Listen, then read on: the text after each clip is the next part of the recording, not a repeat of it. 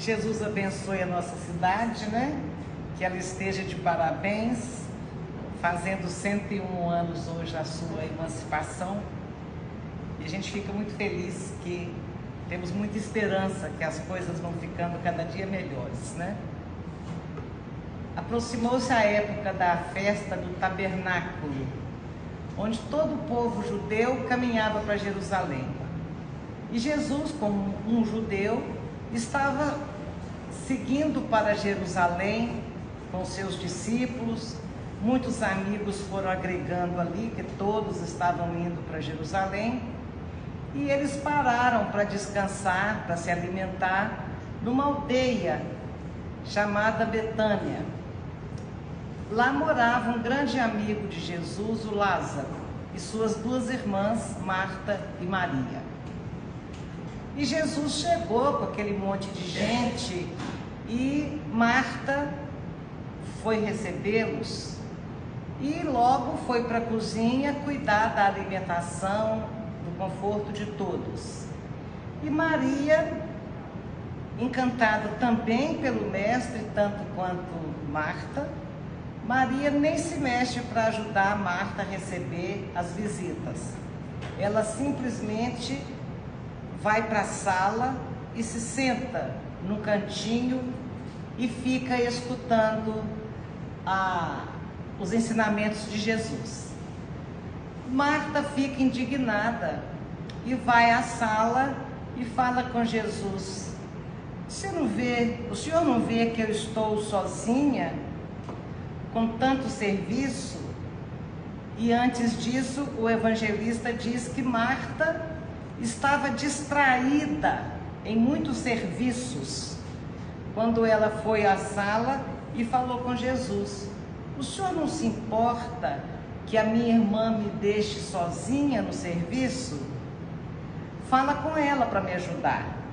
E Jesus disse: Marta, você está ansiosa e fatigada com muitas coisas, mas uma só coisa é necessária.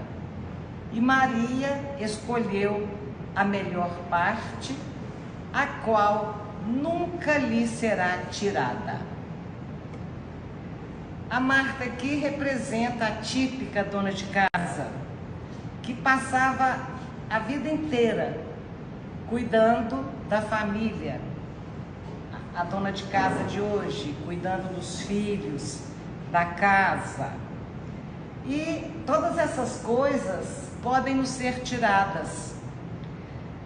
Em tempos de mudanças climáticas, nós podemos perder a nossa casa e tudo que tem dentro dela num segundo, por uma enxurrada, por uma avalanche ou pelo fogo.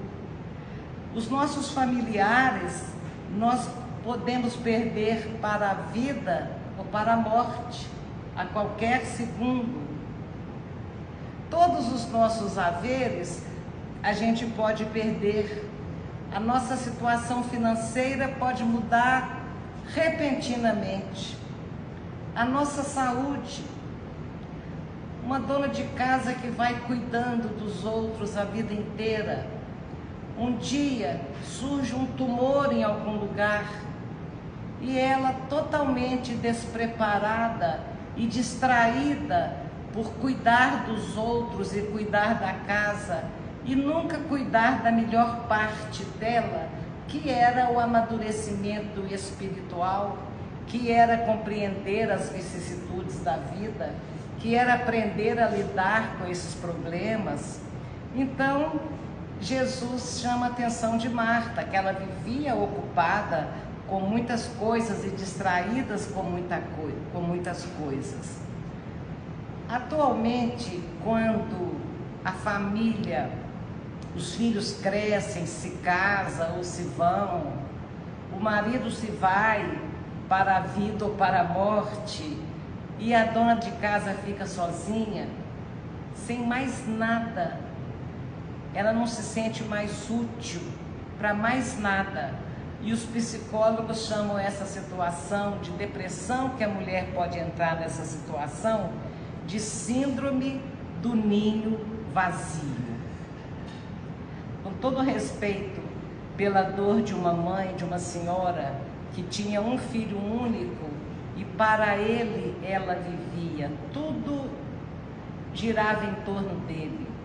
E um dia ele sofre um acidente de moto e depois de 7 cirurgias, na 7ª cirurgia corretiva, o coração não aguenta e ele se vai.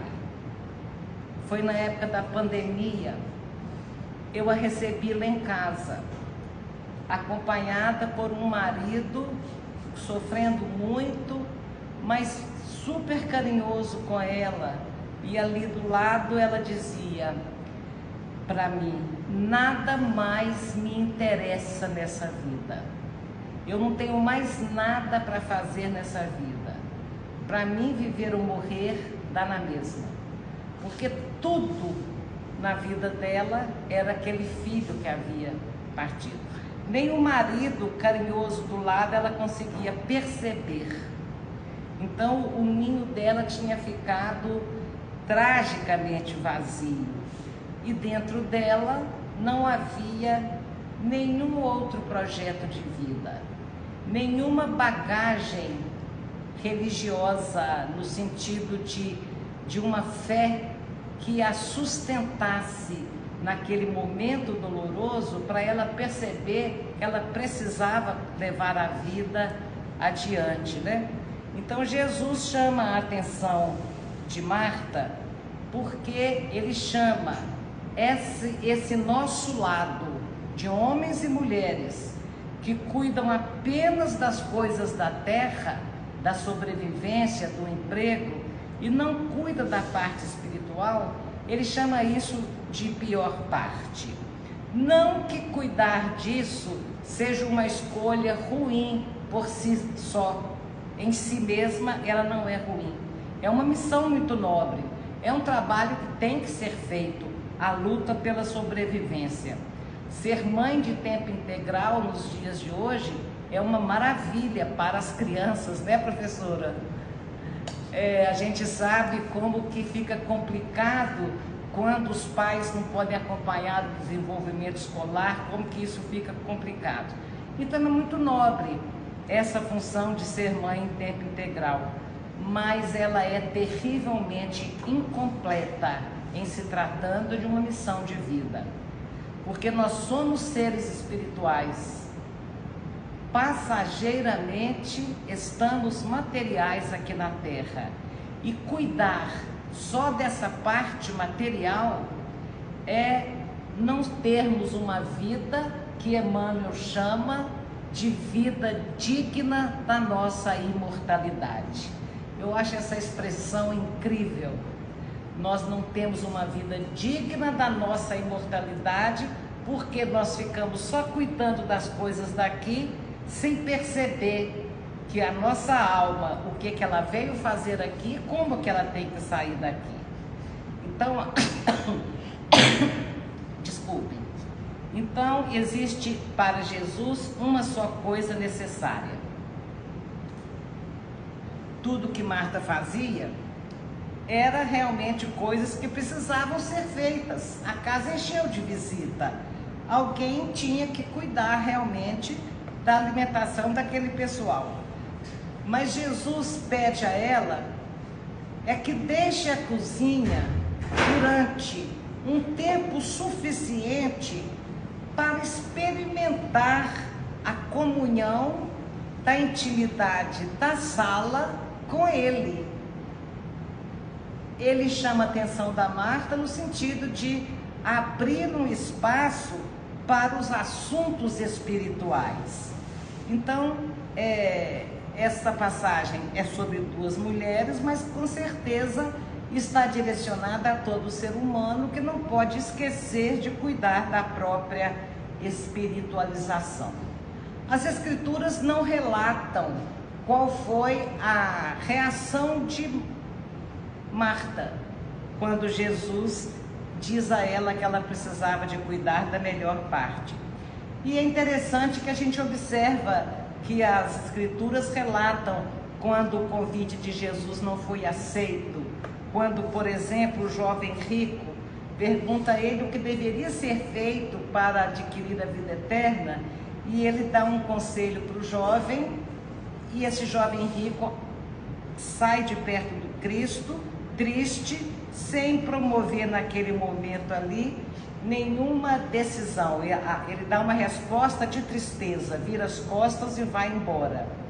Num outro momento, quando os fariseus vinham impor as suas leis para Jesus e Jesus dava as respostas, eles abandonavam aquele diálogo de uma forma furiosa e rejeitando totalmente o mestre. Então, os evangelistas, eles relatavam outras reações, mas a de Marta, eles não falaram nada. Eles deixaram em silêncio. Mas nós podemos imaginar, nós podemos ouvir no silêncio da Marta, ela começando a imaginar como que ela ia fazer para dar atenção aos ensinamentos espirituais e para cuidar da própria vida. Porque ela não podia se assentar o tempo todo na sala ouvindo os ensinamentos de Jesus. Mas ela precisava de prestar muita atenção, porque Jesus, quando faz a ela um comentário, fala com ela que ela andava distraída e sobrecarregada com muita coisa. E quando ele fala com ela que Maria escolheu a melhor parte, não é só porque a Marta estava na cozinha, mas é porque a Marta estava reclamando, estava criticando, queria que a irmã tomasse a mesma atitude dela. Então Jesus, como um esvaziador de carroças, e, de acordo com o que a gente comentava na semana passada, ele era um esvaziador de carroças, porque ele disse: vinde a mim todos vós que estáis aflitos e sobrecarregados, que eu vos aliviarei. Então é naquele momento que a gente sabe que nós não daremos conta da nossa vida se nós não arrumarmos um tempo para sentar na sala, simbolicamente, aos pés de Jesus, nos dando a chance de conhecê-lo, de compreendê-lo, de amá-lo, mas principalmente de percebermos o quanto que também somos amados por Ele. E mais ainda, aprender como nos entregarmos a este amor. Então nós temos que encontrar um tempo na nossa vida para isso, e nós não vamos cansar de refletir sobre o fato de que jamais Jesus é o modelo e guia da humanidade, e você só segue e copia o que conhece, o que ama, o que gosta. Se nós não conhecermos Jesus, vai ser simplesmente palavras jogadas ao vento na nossa vida, os evangelhos, e nós não vamos conseguir apreender a importância de encontrarmos a felicidade que o evangelho oferece.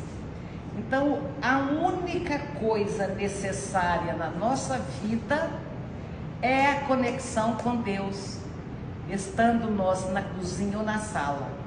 Porque Marta deve ter começado a pensar como que ela ia fazer para compatibilizar as duas coisas importantes.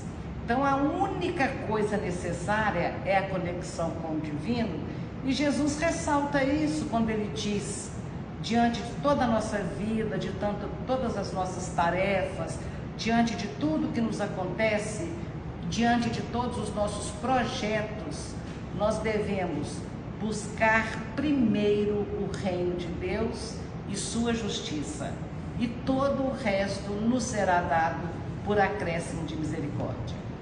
Então, a única coisa necessária é buscar o reino de Deus. A única coisa necessária é não perder em momento nenhum a conexão com o divino. Então, é interessante que o buscar o reino de Deus, mais uma vez ressaltamos, Jesus não espera que a gente abandone todos os cuidados com a vida material, mas ele diz, ele não fala busca só o reino de Deus, ele fala busque primeiro, depois você cuida das coisas da vida material, mas sem perder a conexão com o divino. Conta-se a história de um jovem que ia mudar de país para procurar uma vida melhor. E ele então abandona sua terra natal, sai sobre as bênçãos dos pais, levando um pouquinho de dinheiro que os pais tinham e alimentação que daria para alguns dias. Então ele toma um navio e durante a viagem ele fica ali na sua cabine pequenininha e saía de noite para o convés para se alimentar da parca alimentação que ele tinha levado. E passando da cabine para o convés, ele viu uma sala enorme no navio, com as pessoas sentadas, felizes, garçons servindo iguarias, todo mundo se alimentando regiamente, e ele lá, abençoando ainda ter aquele pequeno alimento que ele tinha levado. E ele comia ali em silêncio, comia sozinho e orava a Deus, agradecendo ainda aquela bênção de estar podendo viajar e de ter um pouco de alimento. A comida estava já acabando e ele ficava olhando para aquele salão e perguntando a si mesmo, será quanto que custa uma refeição aqui dentro? E o cheiro da comida fazia o estômago dele até roncar. E ele continuava ali com seus biscoitos duros, suas maçãs murchas e raspando o bolor que nascia no queijo pelo lado de fora para poder comer um pouquinho que ainda tinha do lado de dentro.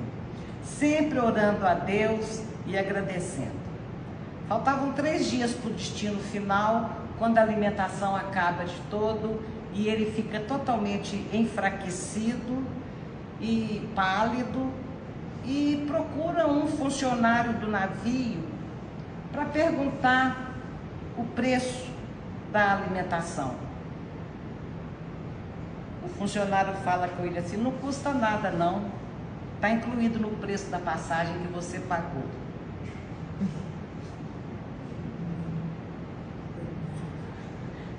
Está incluído no preço da passagem que você pagou. Você pode entrar lá e comer o quanto você quiser. Ele deve ter passado mal o resto da viagem, né? Então, Jesus pagou o preço da nossa passagem aqui por nós. E Ele está cheio de bênçãos a distribuir conosco. Mas nós precisamos de ficar orando e agradecendo a Deus as migalhas? Será que é só isso que nós podemos fazer quando as coisas não estão boas? Ou nós devemos pedir luz e discernimento para resolver as nossas questões? Para aprender, para descobrir onde estão as bênçãos sobrando e que nós não estamos tendo acesso? Percebemos? Então ele, como um bom cristão, ele resignou com a alimentação miserável que ele havia levado, ele resignou de comer depois aquilo totalmente velho, e ele ainda agradecia a Deus, até aí tudo bem, mas ele precisava de ter tido uma atitude, o que hoje chamaria de proativo, né?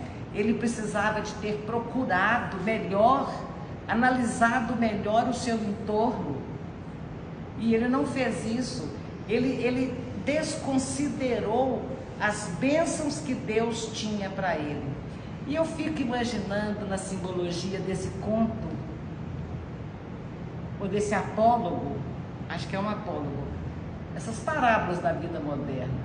Eu fico imaginando quantas bênçãos de Deus estão ao nosso redor e nós não estamos usufruindo delas. Quantas? Porque Deus nos criou para a felicidade. Então a vida está cheia de coisa boa, a gente só precisa de encontrar o nosso local, o nosso espaço e mandar ver e se alimentar. Jesus diz a Marta que ela andava distraída com muitas coisas.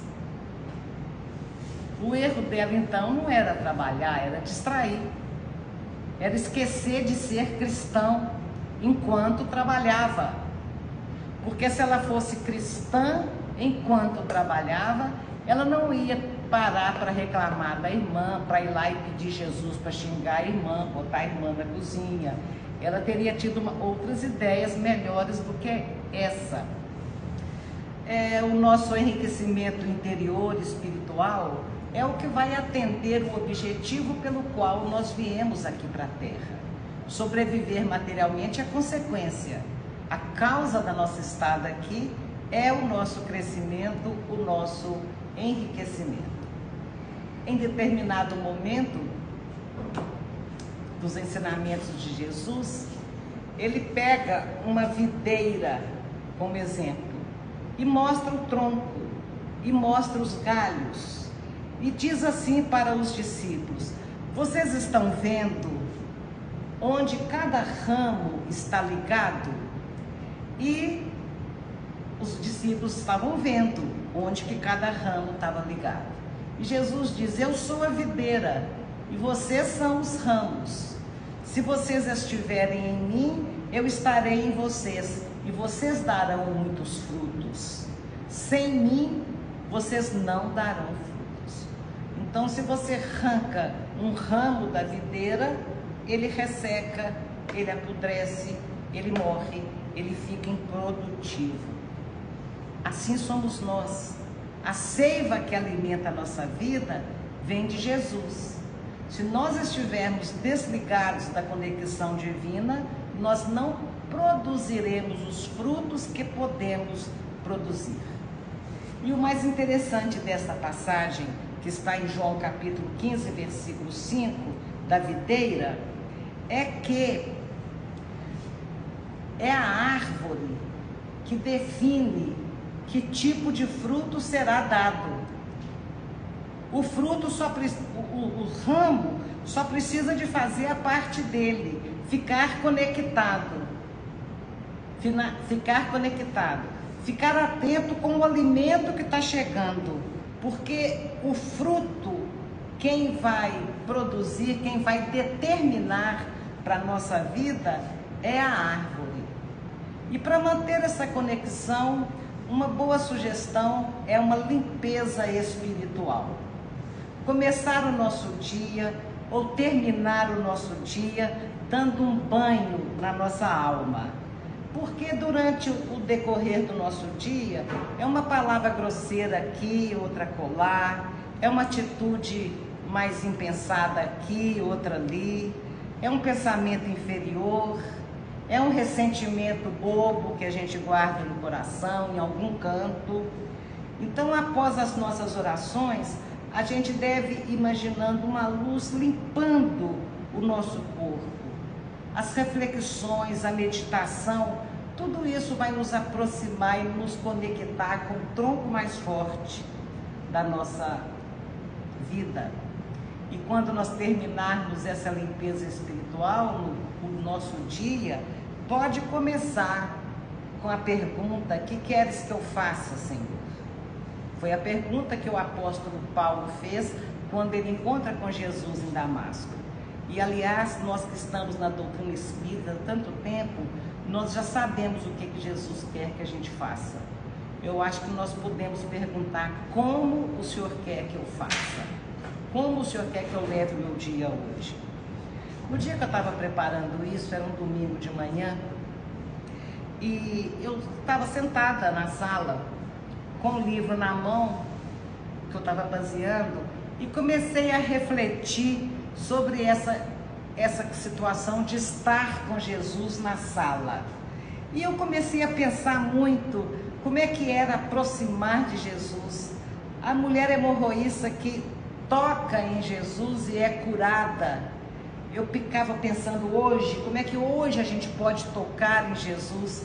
E isso era um grande desafio para mim, e eu fiquei imaginando que nós deveríamos aprender a estar na sala com Jesus, mesmo quando a gente tivesse que ir para a cozinha. E fiquei pensando bastante sobre como conectar com Jesus. Não cheguei à conclusão teórica de como se fazer isso. Mas olha o que aconteceu, uma coisa boba que aconteceu. Todo mundo que já tentou passar lençol de elástico sabe que isso é chatíssimo. Tem gente que não passa, Rose já me contou que não passa mais roupa de cama. Mas ela traz a dela dos Estados Unidos, realmente não precisa de passar. Mas eu não consigo. Tem gente que não está nem passando roupa mais, mas eu não consigo, eu sou das que passam. Então, tinha lá na minha área de serviço 2 lençóis enormes, me olhando ameaçadoramente há uns 3 dias. E eu já tinha passado a roupa, mas aqueles 2 lençóis tinham ficado para trás. E eu estava lá na sala refletindo sobre estar na sala com Jesus, mesmo quando tivesse de ir para a cozinha. E de repente eu levanto, vou passar aqueles lençóis. Veio um ânimo para passar os lençóis. Liguei, arrumei tudo. Gente, eu dobrei os lençóis de uma forma que eu nunca tinha conseguido. No minutinho, o dobrado, ele ficou desse tamanhozinho, que fica gordo, né? Quando a gente dobra ele, é todo estranho. Passei os lençóis na maior facilidade. E falei, que coisa incrível! Nunca consegui com essa facilidade. E no dia seguinte eu estava indo ao supermercado, eu pensei, na rua com Jesus. E fui. Encostei em frente ao supermercado, era jogo rápido, precisava de entrar, e estava no estacionamento de moto. Eu fui arrancar o carro para ir para o outro lado da rua, e a moça de bicicleta estava no meu ângulo cego. E ela assustou um pouquinho, eu tive que frear, ela olhou muito feio para mim e seguiu, e eu fui, estacionei, estava dentro do supermercado, eis quem chega, a moça da bicicleta.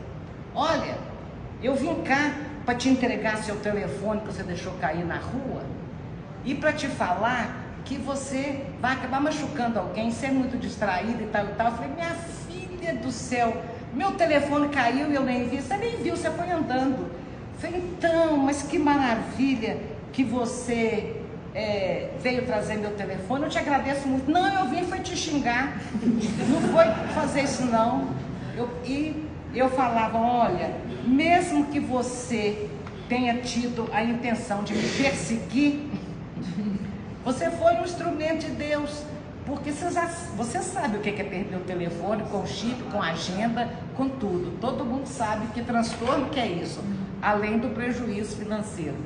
Então eu agradeci a ela, dela ter sido um instrumento de Deus para me evitar aquele transtorno. Eu estava na rua com Jesus. E ela não abria mão, ela não queria ser instrumento de Deus, não. Ela queria ser o anjo vingador. E eu prometi a ela muito que eu ia tomar muito cuidado daí para frente, mas que eu estava profundamente agradecida a ela, porque ela me trouxe meu telefone e ela saiu pisando duro. Realmente, se ela pudesse ter quebrado o telefone, ela quebraria. Mas ela me entregou o telefone. Quando ela saiu, eu orei por ela, para aquele incidente que eu tinha causado não atrapalhar o dia dela, não estragar o dia dela, para ela deixar aquele azedume ali, naquela banca de verdura do BH. Então foram 2 acontecimentos. Eu passei o lençol e não perdi meu telefone. E eu fiquei imaginando os mais insignificantes, esses meus exemplos foram insignificantes. Os mais insignificantes acontecimentos da nossa vida, como os mais importantes, se tornam brilhantes se a gente convida Jesus a estar conosco. Essa é a lição que eu aprendi. Convidar Jesus. Com Jesus no médico, com Jesus na sala, com Jesus na rua, com Jesus na cozinha, com Jesus na família. Então, quando a gente já parou para refletir o que significa essa conexão com o plano elevado da vida, Quando a gente está saindo, é só falar com Jesus, que a gente já sabe o que aquilo significa. Você já retoma aquela sintonia. Eu estou encantada com as tentativas de realmente convidar Jesus para todos os momentos da minha vida. André Luiz nos ajuda nisso. Ele tem uma mensagem no livro Sinal Verde. Toda vez que eu falo desse livro, eu me lembro da querida Lucília Xavier, que toda semana quase vinha aqui comprar o livro Sinal Verde. Ela gostava de presentear esse livro, você lembra, né, Marta? Para as pessoas. Então, o Sinal Verde, o capítulo 4, tem uma lição de André Luiz que se chama No Recinto Doméstico. Bondade no campo doméstico é caridade começando em casa. Não fale aos gritos, abusando da intimidade com os entes queridos. Use os utensílios caseiros sem fazer barulho, poupando o lar do desequilíbrio e da perturbação. Aprenda a servir tanto quanto possível, de modo a não agravar as preocupações da família. Colabore na solução de qualquer problema que surja, sem alterar-se na queixa. A sós ou em grupo, tome sua refeição sem alarde. Converse baixo, edificando a harmonia.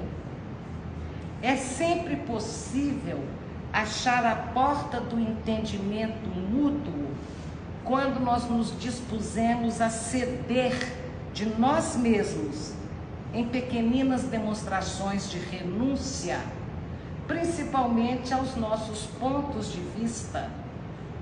Às vezes alguém dentro de casa começa a brigar por um ponto de vista, por uma bobagem, por uma coisa qualquer. Quantas vezes um problema aparentemente insolúvel pede tão somente uma palavra calmante para ser resolvido? Não comente nenhum assunto escandaloso ou inconveniente dentro da sua casa. Em matéria de doença, fale o menos necessário. Procure algum detalhe caseiro para louvar o trabalho e o carinho para com aqueles com os quais você compartilha a existência. E eu fiquei imaginando, você deixa uma comida para a pessoa e põe um bilhetinho carinhoso ali junto. Você manda o filho para a cama, mas acompanha, cobre, reza com ele, dá o beijo de boa noite. Aquele carinho extra que se acrescenta às pequenas atividades do dia a dia. Não se aproveite da conversação para entreter apontamentos de crítica ou de censura. Não tem coisa mais desagradável do que a pessoa entrar dentro de casa e saber que ela vai encontrar crítica e censura de qualquer coisa que ela fizer, respirar, pensar, qualquer coisa. Ela vai ser censurada, ela vai ser criticada.